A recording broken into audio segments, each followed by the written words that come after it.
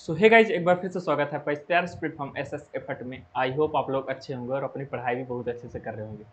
तो last lecture में हम लोगों ने डिस्कस कर लिया था सीएसएस के इंट्रोडक्शन के बारे में। वहाँ हम लोगों ने उसके बेनिफिट मतलब एडवांटेज और डिसएडवांटेज के बारे में भी समझा, उसके एप्लीकेशन के बारे में भी समझा और सीएसएस क्या होती है, इसका स्ट्रक्चर क्या होता है, सिंटेक्स क्या होता है, ये सारी चीज़ें बेसिक हम लोगों ने मतलब पढ़ लिया था। मतलब किस तरह से इम्प्लीमेंट होती है, कितनी तरह से हम इम्प्लीमेंट कर सकते हैं एचटीएमएल के अंदर, इनलाइन, इंटरनल और एक्सटर्नल तरीका, जितने टाइप थे सब चीज़ हम लोगों ने लास्ट लेक्चर में डिस्कस कर लिया था। जो हमारा आज का लेक्चर है वो एचटीएमएल के टैग के अंदर मतलब किसी टैग को कितनी तरीके से टारगेट करके हम उस पर सीएसएस को इम्प्लीमेंट करेंगे, वो हम आज पढ़ने वाले हैं। मतलब इसके जो सिलेक्टर हैं, रियल में ऐसे समझिए कि सिलेक्टर हैं, किस तरह से कितने टाइप के सिलेक्टर होते हैं, उसके बारे में आज हम डिस्कस करने वाले हैं इस लेक्चर में। तो यहाँ पे सबसे पहले बात करें कौन कौन से सिलेक्टर है हमारे पास। देखो, सीएसएस सिलेक्टर जो टाइप है, एलिमेंट सिलेक्टर हो गया, आईडी सिलेक्टर हो गया, क्लास सिलेक्टर हो गया, यूनिवर्सल सिलेक्टर हो गया। इस तरह से जितने भी सिलेक्टर हैं उन सबके बारे में आज के इस लेक्चर में हम लोग डिस्कस करने वाले हैं। तो सबसे पहले हम यहाँ पे समझते हैं कि जो सिलेक्टर है रियल में होते क्या हैं। तो सीएसएस में जो सिलेक्टर, उसके नाम से पता चल रहा है सिलेक्टर मतलब कि किसी टैग को सिलेक्ट करना, किसके एचटीएमएल टैग को। अब जैसे कैसे मैं कैसे बताऊं, देखो यहाँ पे समझो। जैसे यहाँ पे h1 टैग है और यहाँ पे लिखा है h1 टैग और यहाँ पे लिखा है दिस इज हेडिंग 1 और यहाँ पे क्या हुआ है, h1 को क्लोज कर दिया। अब हम चाहते हैं कि जो h1 का ये जो एलिमेंट है, जो यहाँ पे टेक्स्ट लिखा हुआ है, ये हमारा बोल्ड हो जाए या फिर कलर इसमें आ जाए या फिर इसका बैकग्राउंड कलर कुछ चेंज हो जाए इस पूरे टेक्स्ट का। तो किसी न किसी को हमें टारगेट करना होगा, तभी तुम सीएसएस उसमें अप्लाई करेंगे। तो सिंपल वैसे ही हमें क्या करना होगा, इसलिए हम यहाँ पे जो h1 लिखा है ये, इसे टारगेट करेंगे। क्या करेंगे, h1 को टारगेट करेंगे। तो मतलब h1 को यहाँ पे हमने टारगेट कर लिए सीएसएस के अंदर। अब आपको पता है, मैंने लास्ट लेक्चर में बताया था कि सीएसएस कितने तरीके से इंप्लीमेंट कर सकते हैं, 3 तरीके से, इनलाइन, इंटरनल और एक्सटर्नल। तो यहाँ पे अगर मैं इंटरनल की बात करूँ ना कि इनलाइन का, तो इंटरनल की बात करूँ तो यहाँ पे सबसे पहले हमें स्टाइल टैग लिखना होता है, स्टाइल टैग, और इसके बाद यहाँ पे स्टाइल टैग हम क्लोज कर देंगे। मतलब सारी प्रॉपर्टी हम किसके अंदर लिखने वाले हैं, स्टाइल टैग के। और ये होता कहाँ पे, क्लोजिंग हेड के ऊपर, जहाँ पे हेड टैग क्लोज होता है उसके जस्ट ऊपर स्टाइल टैग लगाया जाता है। मैं इंटरनल सीएसएस की बात कर रहा हूँ। तो यहाँ पे हमें क्या करना है, मान लो कि अब एचटीएमएल पे जो h1 लिखा है इसे टारगेट करना है हमें, और उस पर हमें जो प्रॉपर्टी हम अप्लाई करना चाहते हैं, चाहे बैकग्राउंड कलर हो या फिर टेक्स्ट कलर चेंज करना हो या फिर टेक्स्ट को बोल्ड करना हो, इटैलिक करना हो, सारी चीज़ें प्रॉपर्टी हम सीएसएस के अंदर हमें सारी प्रॉपर्टी मिलती हैं। इन सब के बारे में आपको बताऊंगा, लेकिन यहाँ पे टारगेट करने का मतलब क्या है, तो हम यहाँ पे h1 को टारगेट करेंगे। जैसे यहाँ पे लिखा है h1 पे ही हमारी सारी प्रॉपर्टी, मतलब जो एलिमेंट यहाँ पे अंदर लिखा हुआ है, जो भी डाटा लिखा हुआ है तो h1 के अंदर ही लिखा हुआ है। तो यहाँ पे h1 को टारगेट करने का तरीका क्या है, मतलब जो भी यहाँ पे टैग लिखा होगा तो उस टैग का सबसे पहले नाम यहाँ पे लिखेंगे, नाम लिख दिया, फिर यहाँ पे करली ब्रैकेट लगाएंगे। क्या करेंगे, करली ब्रैकेट लगाएंगे। अब यहाँ पे जितनी भी प्रॉपर्टी हम अप्लाई करना चाहते हैं, 1 2 3 4, जितनी प्रॉपर्टी हम अप्लाई करना चाहते हो अप्लाई करेंगे और सेमी कॉलन से सेपरेट कर देंगे, मतलब सेमी कॉलन से बंद करेंगे उन्हें और लास्ट में अपना करली ब्रैकेट क्लोज कर देंगे। तो यहाँ पे हम लोगों ने क्या कर दिया, h1 को टारगेट कर लिया। अब जितनी भी प्रॉपर्टी अप्लाई होंगी वो h1 पे अप्लाई हो जाएंगी, ठीक है ना। तो इस तरह से कुछ लिखा जाता है। तो सेम ऐसे ही यहाँ पे जितने भी सिलेक्टर हैं, तो पहला सिलेक्टर हमारे पास ये था कि h1 को हमने डायरेक्ट टारगेट कर लिया।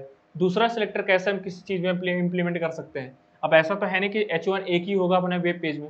मान लो कि एक वेब पेज हम बना रहे हैं, उसमें मल्टीपल h1 है, तो हम एक प्रॉपर्टी इसमें अप्लाई किया तो जितने h1 है सब पे प्रॉपर्टी अप्लाई हो जाएगी, है ना। तो इस चीज़ से बचने के लिए हमारे पास बहुत सारे मल्टीपल टाइप के सिलेक्टर हैं। उन सारे सिलेक्टर के बारे में हम एक एक करके डिस्कस करते हैं। तो और भी एक तरह से आप लोगों को समझ में आ गया। अब हम आगे बढ़ते हैं। तो यहाँ पर सिलेक्टर का मतलब सबसे पहले समझेंगे कि सीएसएस में जो सिलेक्टर होते हैं एचटीएमएल एलिमेंट से, क्या हो, जो सीएसएस के सिलेक्टर हैं वो क्या है, एचटीएमएल एलिमेंट से, जिनके ऊपर हम स्टाइल अप्लाई करते हैं। क्या करते हैं, जिनके ऊपर हम क्या करते हैं, स्टाइल अप्लाई करते हैं।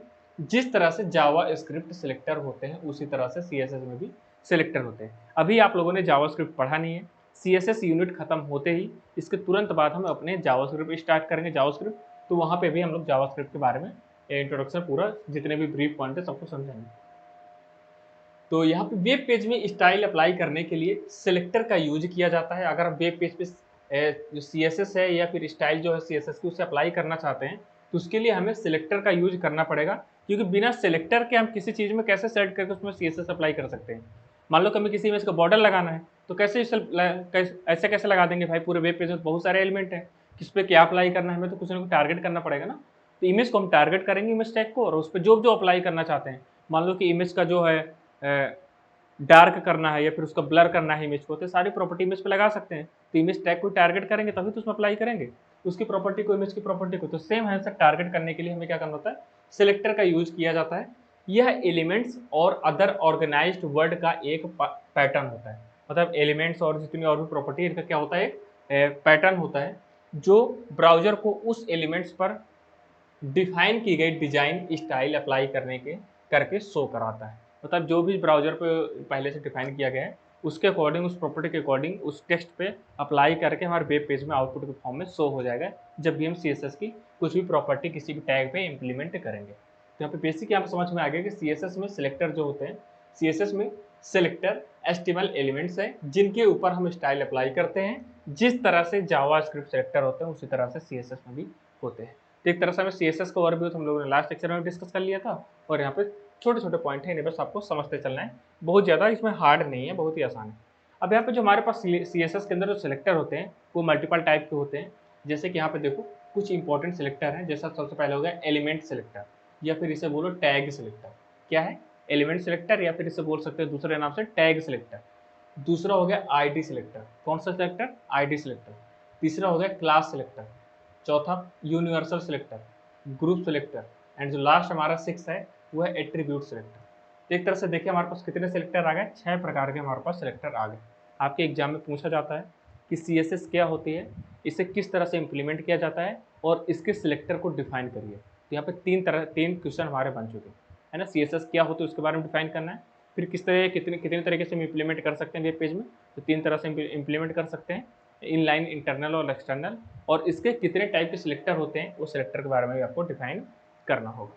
ठीक है ना। तो यहाँ पे अगर बात करूँ तो कितने सिलेक्टर हो गए हमारे पास, 6 प्रकार के हमारे पास सिलेक्टर हो गए। पहला एलिमेंट सिलेक्टर, दूसरा हो गया ID selector, class selector, universal selector, group selector, और लास्ट हमारा एट्रीब्यूट सिलेक्टर। तो इन्हें याद कर लेंगे आप लोग, है ना।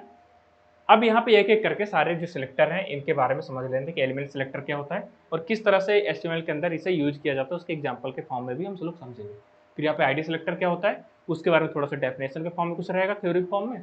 फिर हम क्या करेंगे, जो उसका एग्जाम्पल किस तरह से जो कोडिंग वाला पोर्सन उस पर किस तरह से इंप्लीमेंट होगा वो एग्जाम्पल के फॉर्म में समझेंगे। तो इस तरह से एक एक करके सबके बारे में समझेंगे। और ये अभी मैं आपको थ्योरी बता रहा हूँ, क्या कर रहा हूँ, यहाँ पे एक तरह से थ्योरी बता रहा हूँ। हम जस्ट इस लेक्चर के बाद ये किस तरह से इंप्लीमेंट होता है वहाँ पे सबसे पहले हम प्रॉपर्टी पढ़ेंगे कि टेक्स्ट की कितनी प्रॉपर्टी है, टेक्स्ट में हम क्या क्या काम कर सकते हैं, इमेज में कितनी प्रॉपर्टी, इमेज पे क्या क्या काम कर सकते हैं। फिर सबसे पहले प्रॉपर्टी पढ़ेंगे, उन प्रॉपर्टी को आपको याद रखना है। फिर उसके बाद हम कोड करेंगे किसी टैग पे, उन प्रॉपर्टी का यूज करके चेंजेस लाएंगे। तो सबसे पहले आपको बस ये सिलेक्टर जानना है, इसके बाद से हम कोडिंग करना स्टार्ट कर देंगे। कितने सिलेक्टर हमारे हो गए। अब देखो सबसे पहले आ जाता है हमारा एलिमेंट सिलेक्टर। तो एलिमेंट सिलेक्टर का मतलब क्या होता है, इस टाइप के सिलेक्टर में हम डायरेक्ट HTML एलिमेंट के नेम से ही सिलेक्ट करके स्टाइल अप्लाई करते हैं। क्या करते हैं, जो इस तरह के सिलेक्टर होते हैं CSS एलिमेंट या टैग सिलेक्टर। तो जैसे मैंने टैग अभी H1 यूज किया था ना, तो टैग का नाम ही हो गया था। तो डायरेक्ट हम अगर इस तरह का सिलेक्टर में यूज करना है तो डायरेक्ट उसका नाम, टैग का नाम ही उसमें ही अप्लाई कर देंगे। तो वही चीज़ यहाँ पे बताया गया है कि इस टाइप के सिलेक्टर में हम डायरेक्ट HTML एलिमेंट के नेम से ही सेलेक्ट करके स्टाइल अप्लाई करते हैं। देखो यहाँ पे एग्जाम्पल समझो, एक पूरा ये है जैसे कि VS कोड का हमारा यहाँ पे एक तरह से व्यू था, सेम वैसे यहाँ पे देखो व्यू समझो। यहाँ पे सबसे पहले आप यहाँ पे डॉक्यूमेंट टाइप है हमारा, इसे तो हम कर लिए, HTML हो गया, हेड हो गया। अब मेटा टैग यहाँ पे लगा है बाय डिफॉल्ट। मैंने आपको मेटा टैग के बारे में बताया था, अगर आप लोगों को नहीं पता है तो आप लोग पिछले लेक्चर देखें। अब मैंने आपको बताया कि स्टाइल टैग लगाना होगा। यहाँ पे क्या है, ये इनलाइन CSS का इंटरनल CSS का यूज यहाँ पे किया गया। तो ये क्लोजिंग हेड है, क्लोजिंग हेड के ऊपर देखो यहाँ पे स्टाइल क्लोज है, और फिर यहाँ पे प्रॉपर्टी है सारी किसकी, CSS की। तो यहाँ पे देखो इसका एग्जांपल किसका था, ये एलिमेंट या फिर टैग सिलेक्टर। तो यहाँ पे देखो सबसे पहले यहाँ पे देखो बॉडी, अब यहाँ पे बॉडी को सिलेक्ट किया गया, फिर इसके बाद कर्ली ब्रैकेट स्टार्ट किया, फिर यहाँ पे प्रॉपर्टी आ गई कि इसका जो बैकग्राउंड है कलर हो वो क्या हो जाए, ब्लैक हो जाए, बॉडी का क्या हो जाए, बैकग्राउंड कलर क्या हो जाए, ब्लैक। फिर यहाँ पे सेमीकोलन लगा दिया और कर्ली ब्रैकेट देखो यहाँ पे बंद हो गया। ठीक है, इसका मतलब क्या है, देखो यहाँ पे कमेंट करके बताया गया change page background colour black. तो कमेंट करके आप भी बता सकते हैं कुछ इस फॉर्म में। तो यहाँ पे देखो बॉडी का कलर क्या हो गया, ब्लैक हो जाएगा जैसे इस प्रॉपर्टी को अप्लाई करेंगे। लेकिन बॉडी क्या है यहाँ पे, डायरेक्ट टैग का नाम, टैग का नाम कहाँ से समझेंगे, देखो यहाँ पे ये बॉडी यहाँ पे बनी हुई है, तो इस ये एक तरह से यार देखो यहाँ पे क्लोज हुई है, यहाँ पे स्टार्ट हुआ है। देखो बॉडी का डायरेक्ट हमने नाम यूज किया यहाँ पे और उस पर प्रॉपर्टी अप्लाई कर दी। ये होते हैं एलिमेंट सिलेक्टर या फिर टैग सिलेक्टर इन्हें बोल सकते हैं। अगर यहाँ पे H2 लिखा है तो H2 डायरेक्ट हम यहाँ पे देखो यहाँ पे लिखे, ये हो गया H2 और H2 को हमने टारगेट किया, कर्ली ब्रैकेट स्टार्ट किया और इसका कलर हमने क्या कर दिया, रेड कर दिया और सेमीकोलन बंद कर दिया और यहाँ पे कर्ली ब्रैकेट क्लोज कर दिया। सिंपल है ना। तो इस तरह से हम एलिमेंट सिलेक्टर या फिर टैग सिलेक्टर के अंदर हम क्या करते हैं, डायरेक्ट HTML का जो टैग है उसका नाम उठाते हैं और उसके अंदर कर्ली ब्रैकेट के अंदर प्रॉपर्टी इंसर्ट करते जाते हैं जो जो हम चेंजेस करना चाहते हैं अपने अकॉर्डिंग, है ना। तो इस तरह से कुछ सिलेक्ट किया जाता है। ये छोटा सा बेसिक एग्जाम्पल है, ठीक है।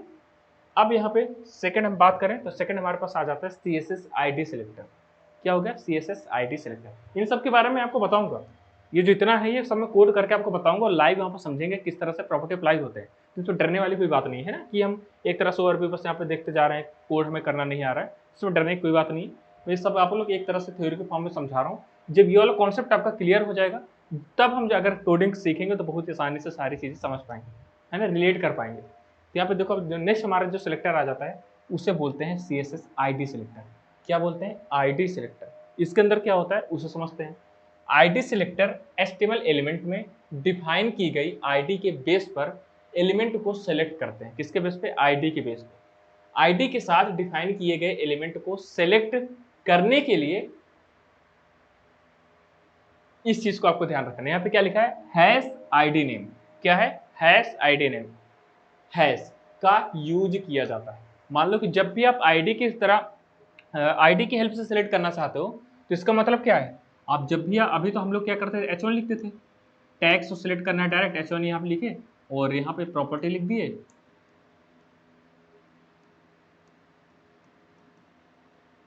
सेमीकोलन यहाँ पे क्लोज हुआ और यहाँ पे ये हमारा बंद हुआ। लेकिन हमें आईडी के फॉर्म में अगर सेलेक्ट करना है किसी को तो आईडी के लिए आपको क्या करना होगा, हैश, सबसे पहले क्या करना होगा, हैश लिखना होगा। अब यहाँ पे कोई भी नाम लिख सकते हो, तो यहाँ पे हम आईडी नेम लिखेंगे। क्या करेंगे, आईडी नेम, आप कुछ भी कर सकते हो लेकिन उससे पहले हैश लगाना और दोनों के बीच में गैप नहीं आने देना। क्या करना है, गैप नहीं आना चाहिए, आईडी नेम। अब यहाँ पे इसे आईडी नेम हमारा हो गया, कर्ली ब्रैकेट स्टार्ट और कर्ली ब्रैकेट क्लोज। यहाँ पे हम अपनी क्या करनी है, प्रॉपर्टी अप्लाई कर देंगे। अब किस तरह से आईडी नेम वर्क करता है, कहाँ पे इसे आईडी नेम को लिखेंगे तभी उस टैग पे अप्लाई होगा, यहाँ पे समझो अब इसके एग्जाम्पल से। तो देखो यहाँ पे सारी चीजें हैं लेकिन यहाँ पे स्टाइल टैग हमें फोकस करना है, सब में ही स्टाइल टैग को फोकस करना है। अब यहाँ पे देखो सिलेक्टर अकॉर्डिंग टू आईडी। सबसे पहले देखो यहाँ पे लिखा है हैश माई हेडिंग। क्या लिखा है, हैश माई हेडिंग। अब नाम आप कुछ भी कर सकते हो, तो हमने क्या किया, हैश माई हेडिंग। तो इससे पहले आपको क्या करना होगा, जिस टैग पे आप अप्लाई करना चाहते हैं इस आईडी को, उस टैग पे जाना है और यहाँ पे लिखना है आईडी। क्या लिखना है, आईडी इक्वल टू, और आईडी का कुछ ना कुछ नाम डिफाइन कर देना है। क्या कर देना, कोई भी नाम अपने अकॉर्डिंग डिफाइन कर देना है, ABCDEFG या फिर कोई सा भी नाम इस टैग के अकॉर्डिंग, या फिर कोई आप हेडिंग बनाना चाहते हैं उसके अकॉर्डिंग आप क्या करना है, उस टैग के अंदर आईडी इक्वल टू वो नाम रख देना है। अब इस नाम को भूलना नहीं है, अभी जो नाम आपने रखा है इस नाम को उठा के इसमें प्रॉपर्टी अप्लाई करनी है। तो देखो यहाँ पे जो लिखा है माई हेडिंग, तो वही माई हेडिंग को डायरेक्ट यहाँ पे टारगेट किया गया है, लेकिन माई हेडिंग से पहले यहाँ पे क्या लिखा है, हैश लगा है। क्या लिखा है, हैश लगा है। जिसका मतलब हैश किसकी पहचान है, आईडी की पहचान है। और इसे इंप्लीमेंट करना चाहते हैं जिस भी टैग पे, तब यहाँ पे डायरेक्ट टैग को टारगेट नहीं करेंगे, मतलब टैग का नाम नहीं लिखेंगे। अब यहाँ पे क्या करेंगे, टैग के अंदर एक आईडी बनाएंगे और आईडी का कुछ नाम देंगे और नाम देने के बाद जो भी नाम दिए हैं उस नाम को उठाएंगे और हैश के साथ नाम को लिखेंगे, फिर उसके अंदर CSS की प्रॉपर्टी अप्लाई करेंगे। सिंपल है ना। देखो माई हेडिंग लिखा है, फिर यहाँ पे कर्ली ब्रैकेट स्टार्ट किए और कलर हमने क्या कर दिया, इसका रेड कर दिया। तो जो यहाँ पे अब टेक्स्ट लिखा है CSS ID सिलेक्टर, इसका कलर क्या हो जाएगा, रेड हो जाएगा। आसान है ना एकदम। तो देखो यहाँ पे सारे सिलेक्टर में कंफ्यूज नहीं होना है। देखो यहाँ पे क्या हुआ था, ये एलिमेंट सिलेक्टर था, टैग सिलेक्टर, इसके नाम से पता चल रहा है। तो डायरेक्ट इन्होंने क्या किया, डायरेक्ट यहाँ पे टैगों को सिलेक्ट किया, H2 और बॉडी, और उसके अंदर प्रॉपर्टी अप्लाई कर दिया। लेकिन दूसरा हमारे पास जो आएगा वो है आईडी सिलेक्टर। आईडी के लिए जैसे नाम आपके माइंड में आया आईडी, उसका मतलब हैश। अब आईडी का किसी भी टैग पे आईडी का नाम दोगे और जब इस प्रॉपर्टी अप्लाई करोगे तो उस जो नाम है उससे पहले हैश लगाओगे और बीच में दोनों को गैप नहीं होना चाहिए, फिर उसके अंदर कर्ली ब्रैकेट के अंदर प्रॉपर्टी को आपको अप्लाई करना है। ठीक है, ये हो गया आईडी सिलेक्टर। इसके बाद जो हमारा आ जाता है वो है क्लास सिलेक्टर। अब यहाँ पे क्लास सिलेक्टर के अंदर क्या होता है, जब हम आईडी का यूज करते हैं तो वहाँ पे हैश का यूज करते हैं, लेकिन जब हम क्लास का यूज करते हैं, क्लास सेलेक्टर का, तो यहाँ पे हैश की जगह हम किसका यूज करते हैं, डॉट का। किसका, डॉट का। ये देखो यहाँ पे समझो, यह एलिमेंट्स में डिफाइन की गई क्लास के बेस पर एलिमेंट को सेलेक्ट करते हैं। क्लास के साथ डिफाइन किए गए एलिमेंट को सेलेक्ट करने के लिए ये देखो डॉट लगा है यहाँ पे, डॉट। डॉट क्लास का यूज किया जाता है, किसका, डॉट का। तो दोनों में डिफरेंस कुछ इस तरह समझ सकते हैं, डॉट और हैश। अब हम क्लास को मल्टीपल टाइम यूज कर सकते हैं, आईडी को सिर्फ एक बार यूज कर सकते हैं किसी भी टैग के अंदर। तो ये दोनों में डिफरेंस आपसे पूछ ही लिया जाता है बेसिक आपके एग्जाम में या फिर वाइवा में, कि जो क्लास है और आईडी में क्या डिफरेंस है। तो आपको कुछ इस तरह से बताना है कि जो CSS है, CSS के अंदर जो क्लास सेलेक्टर है, इसे एक ही टैग के अंदर मल्टीपल टाइम हम यूज कर सकते हैं। एक टैग के अंदर मल्टीपल टाइम हम यूज कर सकते हैं, लेकिन जो यहाँ पे आईडी सिलेक्टर है उसे एक टैग के अंदर एक ही बार हम यूज कर सकते हैं। तो इस तरह से बेसिक यहाँ पे दोनों डिफरेंस समझ सकते हैं। अब देखो इसका एग्जांपल, जो हमारा CSS का क्लास सेलेक्टर है। क्लास सेलेक्टर मतलब डॉट। अब यहाँ पे CSS पे फोकस करो, स्टाइल पे। स्टाइल के अंदर देखो, सबसे पहले जिस टैग पे हमें अप्लाई करना है, अब यहाँ पे आईडी नहीं लिखना, अब यहाँ पे हमें लिखना है क्लास। और क्लास का कुछ दे देंगे हम नाम हमने दे दिया डबल कोट्स के अंदर माई क्लास। अब माई क्लास को जब हमें प्रॉपर्टी अप्लाई करनी है तो इसे जाएंगे ऊपर, और यहाँ पे स्टाइल टैग के अंदर डॉट लगा के माई क्लास, जो यहाँ पे नाम था वो माई क्लास किए, और यहाँ पे कर्ली ब्रैकेट के अंदर कलर कर दिए इसका रेड। और इसका अब क्या हो जाएगा, इसका कलर हो जाएगा रेड। तो दोनों में आईडी और क्लास में कंफ्यूजन होना, क्लास डॉट, क्लास का मतलब डॉट और आईडी का मतलब हैश। ठीक, सिंपल है। तो यहाँ पे देखो हो गया अब हमारे CSS क्लास सेलेक्टर। इसके बाद जो हमारे पास नेक्स्ट सेलेक्टर आ जाता है वो है यूनिवर्सल सेलेक्टर। यूनिवर्सल का मतलब होता है सबको एक साथ सेलेक्ट कर लो। क्या, जितनी भी सारी चीजें हैं उन्हें एक साथ सेलेक्ट कर लो। यूनिवर्सल का मतलब होता है सब कुछ, यूनिवर्स, पूरा ब्रह्मांड। तो यहाँ पे देखो यूनिवर्सल सेलेक्टर के अंदर क्या होता है, यूनिवर्सल सेलेक्टर के थ्रू वेब पेज में प्रेजेंट सभी element ID, class, tag select हो जाते हैं। मतलब इस सेलेक्टर के थ्रू सब कुछ सेलेक्ट हो जाता है। किस तरह से, एग्जाम्पल से समझो। इसके लिए यूनिवर्सल के लिए आपको कुछ नहीं यूज करना, सिर्फ स्टार यूज करना है। क्या, सिर्फ स्टार यूज करना है। देखो यहाँ पे स्टाइल पे फोकस करो, स्टाइल पे आओ और देखो यहाँ पे लिखा है स्टार, फिर यहाँ पे कर्ली ब्रैकेट स्टार्ट हुआ है, और कर्ली ब्रैकेट के बाद कलर हो गया ब्लू, फॉन्ट वेट हो गया बॉर्डर। अब मान लो चाहते हो कि अपने जो वेब पेज आप लोगों ने डिजाइन किया है, अब जो वेब पे डिजाइन किया है उस पर हमेशा मार्जिन का मतलब कि जो भी टेक्स्ट स्टार्ट हो वो लेफ्ट हैंड साइड से इतना गैप दे, या फिर राइट हैंड साइड से इतना गैप दे के, इतना गैप दे के, और इधर से भी थोड़ा सा गैप दे के स्टार्ट हो, तो मतलब बीच बीच में हमारा सेंटर रहे और पूरा वेब पेज का हो। तो वो चीज़ हम पहले ही यूनिवर्सल में, उस यूनिवर्सल के अंदर फिक्स कर देंगे कि जो हमारा इसके अंदर टेक्स्ट है उसका कलर क्या होना चाहिए उस वेब पेज का, और उसके अंदर जो टेक्स्ट हो कहाँ से स्टार्ट हो कहाँ से एंड हो, है ना, टेक्स्ट की किस तरह से फॉर्मेटिंग हो। फिर बाद में उसको जो भी अप्लाई करना हो तो अप्लाई करना हो, लेकिन एक साथ जो हर पूरा पेज में जो काम होता रहे यूनिवर्सल के थ्रू, तो हम वहाँ पे यूनिवर्सल सेलेक्टर का इसलिए यूज करते हैं। तो हमने क्या कर दिया, जो वेब पे जो जितने भी कलर टेक्स्ट होंगे उनका कलर क्या हो जाएगा, ब्लू, और फॉन्ट वेट हो जाएगा बोल्ड। मतलब जितना भी फॉन्ट वेट है उसका साइज है फॉन्ट का, वो क्या हो जाएगा, बोल्ड होगा। तो जितना भी आप टेक्स्ट लिखे हैं बोल्ड हो जाएगा, उसके अकॉर्डिंग अलग अलग भले टैग के अकॉर्डिंग चेंज करते रहें, लेकिन एक तरह से हमने यूनिवर्सल एक तरह से पूरे वेब पेज को सिलेक्ट कर लिया। सिंपल है ना। तो यूनिवर्सल सेलेक्टर जब भी आए आपके माइंड में तो वहाँ से तुरंत समझना है कि स्टार है, और इसका मतलब होता है सब कुछ सेलेक्ट कर लेना।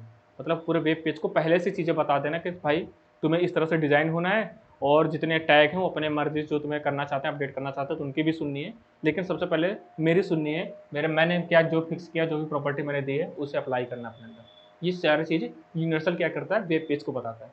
सिंपल है ना। तो देखो यूनिवर्सल सेलेक्टर यहाँ पे हो गया। तो यहाँ पे जो S2 है हेडिंग, इसका कलर क्या हो जाएगा, ब्लू हो जाएगा, और पैराग्राफ का भी कलर क्या हो जाएगा, ब्लू हो जाएगा। और यहाँ पे डिव और स्पैन दो चीज़ और हैं। डिव और स्पैन टैग के बारे में भी हम लोग समझेंगे, हम लोगों ने HTML के अंदर नहीं पढ़ा था लेकिन यहाँ पे पढ़ेंगे। ठीक है, तो ये चीज़ हो गया किसका, यूनिवर्सल सेलेक्टर। अब यहाँ पे जो नेक्स्ट आ जाता है हमारे पास CSS ग्रुप सेलेक्टर। क्या, ग्रुप सेलेक्टर। अब हम चाहते हैं कि H1 पे भी हमारे चेंजेस आ जाए, पैराग्राफ में भी चेंजेस आ जाए, और कुछ अदर जो भी हमारे टैग है उन पे भी चेंजेस आ जाए, है ना, उस प्रॉपर्टी के अकॉर्डिंग। मतलब एक ही प्रॉपर्टी हम अप्लाई कर रहे हैं और तीनों पे अप्लाई करना है एक साथ, तो हम अलग अलग सब में तो करेंगे नहीं। इससे हमारा थोड़ा साइज इंक्रीज होगा उसका मेमोरी का, या तो साइज लेगा। इसलिए हम क्या करते हैं, सबको एक ही बार में सेलेक्ट करते हैं, उन पर एक ही प्रॉपर्टी अप्लाई कर देते हैं, तो सब में एक साथ चेंजेस हो जाता है ना। तो देखो यहाँ पर ग्रुप सेलेक्टर इसलिए यूज किया जाता है। अभी तक हम आईडी या क्लास सेलेक्टर के थ्रू हम अलग अलग स्टाइल अप्लाई कर रहे थे, लेकिन जब हमें कई एलिमेंट पर सेम स्टाइल अप्लाई करनी होती है तो हम कई एलिमेंट को टैग, आईडी या क्लास का यूज करके एक साथ भी सेलेक्ट कर सकते हैं। लेकिन आपको ध्यान रहे कुछ इस तरह से यूज नहीं करना है।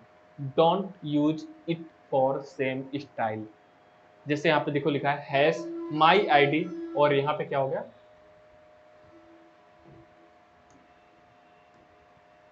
ये देखो यहाँ पे लिखा है हैश माई आईडी। अब इसका मतलब हो गया आईडी सिलेक्टर, और यहाँ पे देखो कलर हो गया ब्लू, और फॉन्ट वेट बोल्डर हो गया, ये हो गया। इसके बाद यहाँ पे कुछ लगाया, कुछ नहीं लगाया। इसके बाद क्या है, हमने क्लास को सिलेक्ट किया, डॉट लगाया माई क्लास, और इसका कलर कर दिया ब्लू, फॉन्ट वेट हमने कर दिया बोल्डर।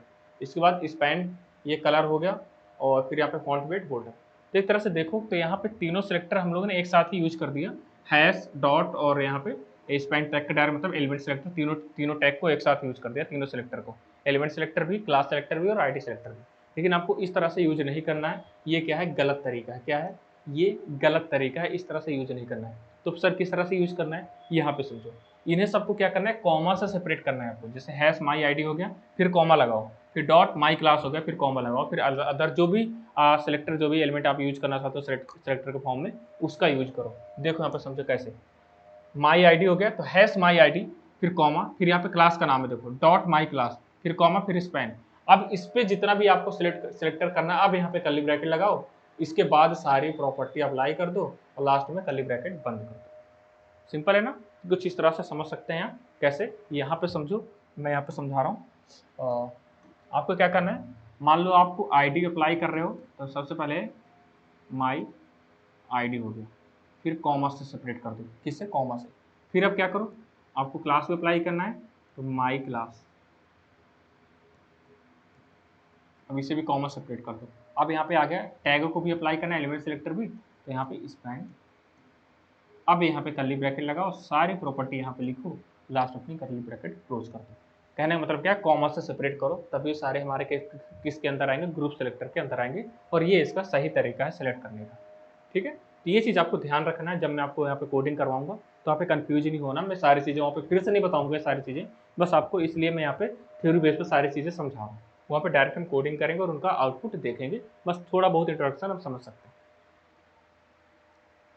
ये देखो यहाँ पे CSS का ग्रुप सिलेक्टर की एग्जांपल है, सिंपल से। यहाँ पे स्टाइल के अंदर आपको फोकस करना है। यहाँ पे देखो hash my ID comma dot my class comma span को यहाँ पे सेलेक्ट किया गया, और यहाँ पे सारी प्रॉपर्टी यहाँ पे लिख दी गई। और यहाँ पे देखो आईडी जो जिसके अंदर अप्लाई करना है, तो आईडी का यहाँ पे माई आईडी नाम है, देखो माई आईडी ये हो गया। फिर यहाँ पे डॉट माई क्लास, अब डॉट माई क्लास पी के अंदर माई क्लास को अप्लाई कर दिए, और स्पैन क्या है, यहाँ पे टैग बना हुआ है। तो तीनों सिलेक्टर हमारे यूज हो चुके हैं। ठीक है, तो ये चीज़ आपको समझ में आई होगी। आई होप सारे चीज़ आपको समझ में आ रहे होंगे। अगर समझ में आ रहे हैं तो वीडियो को लाइक कर दो, और वीडियो को लाइक कर दो बस, और चैनल को सब्सक्राइब कर दो। इसके बाद जो हमारा आ जाता है वो, इसके बाद जो है वो है एट्रीब्यूट सिलेक्टर। कौन सा, एट्रीब्यूट सिलेक्टर। अब एट्रीब्यूट मैंने जैसे ही नाम लिया तो आपको माइंड में तुरंत आ जाना चाहिए, अच्छा एट्रीब्यूट मतलब किसी भी टैग की एडिशनल प्रॉपर्टी हमारे एट्रीब्यूट कहलाती है। तो यहाँ पे हम एट्रीब्यूट सिलेक्टर पढ़ रहे हैं, इसका मतलब एट्रीब्यूट से कहीं ना कहीं इसका कनेक्शन होगा, है ना। क्या आप समझो, स्टाइल अप्लाई करने के लिए आईडी क्लास के अलावा आप एट्रीब्यूट के नेम से भी सेलेक्ट कर सकते हैं। उसके लिए आपको उस एलिमेंट के साथ एट्रीब्यूट का नेम, एलिमेंट एट्रीब्यूट डिफाइन करना पड़ता है। HTML एलिमेंट्स में आईडी क्लास ये एट्रीब्यूट ही होते हैं। क्या होते हैं, ये एट्रीब्यूट ही होते हैं। तो किसी भी टैग के अंदर एडिशनल प्रॉपर्टी एट्रीब्यूट कहलाती है, मतलब टैग के अलावा जितनी भी सारी चीज़ें हैं उस टैग के अंदर, वो सारी क्या हमारी एट्रीब्यूट है। मैंने आपको पहले बताया था, जब समझो इसके एग्जाम्पल से। देखो स्टाइल पे फोकस करना है, स्टाइल के अंदर इसे बोलते हैं इंटरनल CSS अप्लाई करना। देखो यहाँ पे बॉडी को टारगेट किया और H2 को टारगेट किया, किसे, H2 को।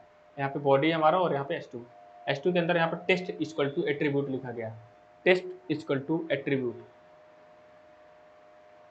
और यहाँ पे कुछ इसका टेक्स्ट है। तो यहाँ पे देखो बॉडी का बैकग्राउंड कलर हमने क्या कर दिया, ब्लैक, और यहाँ पे H2 के अंदर जो टेस्ट है उसका एट्रीब्यूट, ये चीज़ पूरे को टारगेट किया, और यहाँ पे कर्ली ब्रैकेट स्टार्ट किया, और कलर उसको क्या कर दिया, रेड कर दिया। देखो यहाँ पे एट्रीब्यूट लिखने का तरीका क्या है, मतलब पूरे पूरे एट्रीब्यूट को यहाँ से उठाए, है ना, किसके अंदर है, H2 के अंदर। H2 लिखे, यहाँ पे जो आपको बड़ा ब्रैकेट बोलते हैं ना, ग्रेटर ब्रैकेट, तो यहाँ पे पूरा लगाया, यहाँ पे बड़ा ब्रैकेट, और नॉर्मल लैंग्वेज में बड़ा ब्रैकेट भी बोलते हो, तो यहाँ पे बड़ा ब्रैकेट लगाया। फिर यहाँ पे टेस्ट जो भी यहाँ पे प्रॉपर्टी लिखी गई थी, यहाँ पे उठाया उस एट्रीब्यूट को, और लास्ट में बंद कर दिया। लेकिन यहाँ पे सिंगल इन्वर्टेड कॉमा से सेपरेट कर दिया इसे, है ना, जैसे यहाँ पे सेपरेट था फिर बाद में यहाँ पे कर्ली ब्रैकेट स्टार्ट की और यहाँ पे प्रॉपर्टी लगा दी। तो इसे बोलते हैं हम एट्रीब्यूट सेलेक्टर। क्या बोलते हैं? Attribute selector. तो बहुत सारे सेलेक्टर थे, कंफ्यूज तो नहीं हुए कहीं आप लोग? जिसे कंफ्यूज नहीं होना है, सब कुछ इनका सब कुछ कॉन्सेप्ट सबका क्लियर है, तो कंफ्यूज होने की कोई बात ही नहीं है, तो सब कुछ यहाँ पे आसानी से समझ सकते हैं। तो ये था हमारा एट्रीब्यूट सेलेक्टर, और एक तरह से हम देखें तो हमारे पास सारे सेलेक्टर खत्म हो चुके हैं, मतलब हम लोगों ने सारे सेलेक्टर के बारे में समझ लिया है। तो हमने एलिमेंट सेलेक्टर के बारे में समझा, आईडी सेलेक्टर के बारे में समझा, क्लास सेलेक्टर के बारे में समझा, यूनिवर्सल सेलेक्टर के बारे में समझा, ग्रुप सेलेक्टर के बारे में समझा, और लास्ट में हम लोगों ने एट्रीब्यूट सेलेक्टर के बारे में भी समझ लिया। अब मैं सारे सेलेक्टर जो हमारे इसका नेक्स्ट पार्ट है उसमें सारे सेलेक्टर का विद एग्जाम्पल हम लोग आउटपुट वहाँ पे देखेंगे, किस तरह से इस पर प्रॉपर्टी अप्लाई करने के बाद आउटपुट आता है इन सारे सेलेक्टर का यूज करके। तो नेक्स्ट वाले लेक्चर को देखना ना भूलें और वीडियो को लाइक कर दें, और अभी तक आप लोगों ने चैनल को सब्सक्राइब नहीं किया तो सब्सक्राइब जरूर कर लें, और अपने दोस्तों तक इस पूरी प्लेलिस्ट को शेयर करें। वो अपने दोस्तों को बताएं कि यहाँ पे जो IWT है उसके लेक्चर बहुत अच्छे से कंप्लीट हो रहे हैं, और उन्हें अपने दोस्तों तक इसे जरूर शेयर करें। तो thank you so much guys, मिलेंगे बहुत जल्द अपने नेक्स्ट वीडियो में। तब तक आप लोग हंसते रहिए, मुस्कुराते रहिए और अपना रखिए बहुत सारा ध्यान।